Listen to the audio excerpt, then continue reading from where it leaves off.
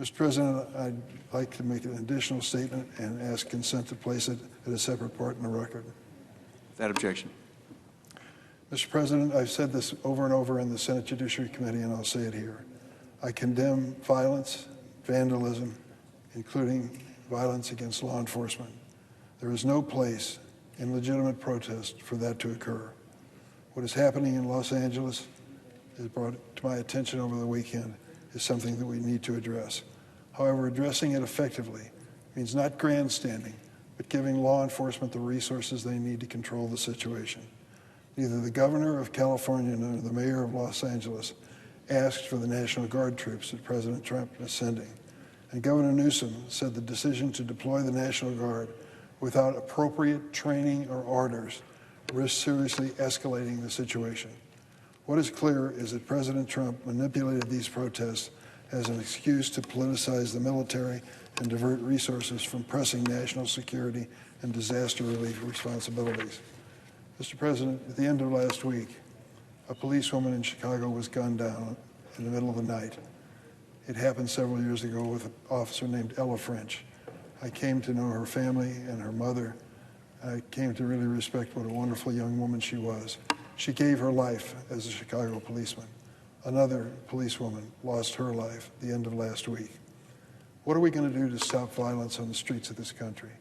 Certainly devoting more and more law enforcement resources and people to a mass migration of people out of this country is not the highest priority.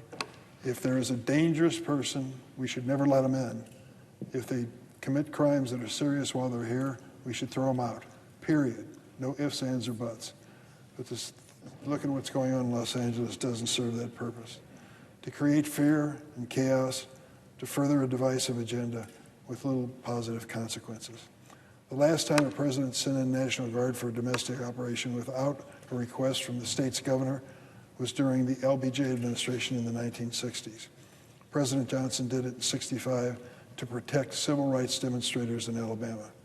This weekend, the president wrote on social media that Los Angeles was, quote, invaded and occupied by, quote, violent insurrectionist mobs, close quote, and directed 3 of his top cabinet officials to take any actions necessary to, quote, liberate LA from migrant invasion, close quote. His FBI director, Kash Patel, also wrote on X, and I quote, hit a cop, you're going to jail. Doesn't matter where you came from, how you got here, or what movement speaks to you. End of quote. Interesting.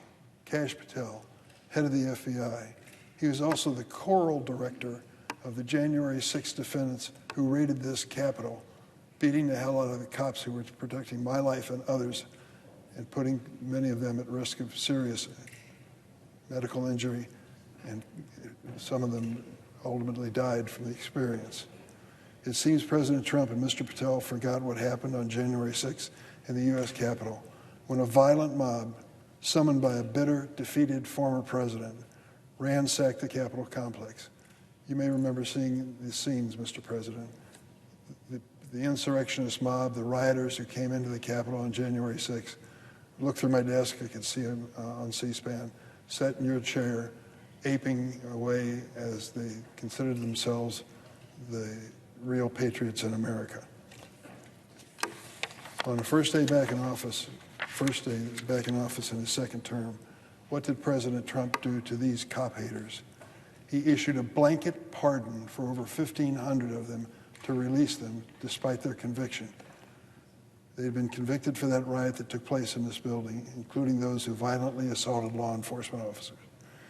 It appears the FBI Director Patel comment, if you, quote, hit a cop, you're going to jail, only applies to people who President Trump doesn't agree with. On Wednesday, we'll hear from Secretary of Defense Pete Hegseth at a Senate Appropriations Subcommittee hearing. I hope he's prepared to address this inflammatory deployment of the National Guard. Violence is never acceptable, but we shouldn't be making grandstanding moves to dilute the real impact that's needed from good law enforcement. I yield the floor.